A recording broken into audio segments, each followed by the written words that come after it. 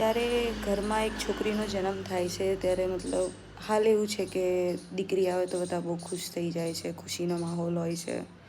પણ દીકરીના આવ્યા પછી દીકરી માટે અને દીકરીની ઉપર કેટલું ધ્યાન મતલબ તમે દોરી શકો છો, એના હાવભાવ કેવી રીતે તમે સમજી શકો છો, એક ડૉક્ટર જોડે જતાં બીક લાગે.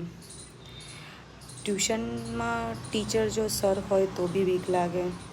અગર ટીચરના ત્યાં જાઓ છો તો એના હસબન્ડ ઘરે રહેતા હોય, એવું નથી કહેતી કે બધા ખરાબ હોય કે એ રીતનું હોય, પણ તો બી માણસના વિચારો અને ક્યારે શું થઈ જાય છે. 2 વર્ષની છોકરી જોડે બલાત્કારના કિસ્સા આવે છે, કેટલી બધી છોકરીઓનું ન્યૂઝમાં આવે છે.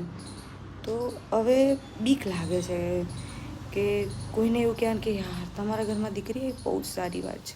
ખુશી થાય છે પણ એની સાથે સાથે મારા જેવી પર્સનને તો ડર લાગે છે.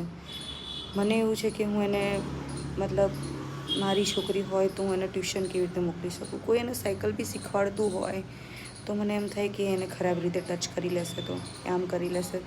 છોકરું હવે નાનું પોતાની જાતને કેટલું પ્રોટેક્ટ કરી શકે. દરેક વસ્તુમાં એક ડર બેસી ગયો છે. કોના ઉપર શું વિશ્વાસ. અત્યારે કિસ્સા એવા આવે છે કે બાપાએ છોકરીનો રેપ કર્યો 10-10 દિવસ સુધી. લો હવે કોના ઉપર વિશ્વાસ કરવાનો. આપણે ઘરડા ડૉક્ટર જોડે જઈએ કે ચલો એક્સપિરિયન્સ એમને વધારે છે. ફેમિલી ડૉક્ટર જેની જોડે મતલબ આપણું ફૂલ ફેમિલી જતું હોય અને એ આપણી જોડે કંઈક એવી વસ્તુ કરી બેસે કે આપણું મગજ કામ કરતું બંધ થઈ જાય. અને ઘરવાળાઓને કહીએ તો એવું કે એવું કરે જ નહીં, તને ખબર નથી પડતી, બુદ્ધિ નથી તારામાં. અરે બેડ ટચ ગુડ ટચ અમને બી ખબર પડતી જ હોય ને, નાના હોય કે મોટા હોય, અમને શું મળવાનું તું ખોટું બોલીને. મતલબ હવે ડર લાગી રહ્યો છે એમ.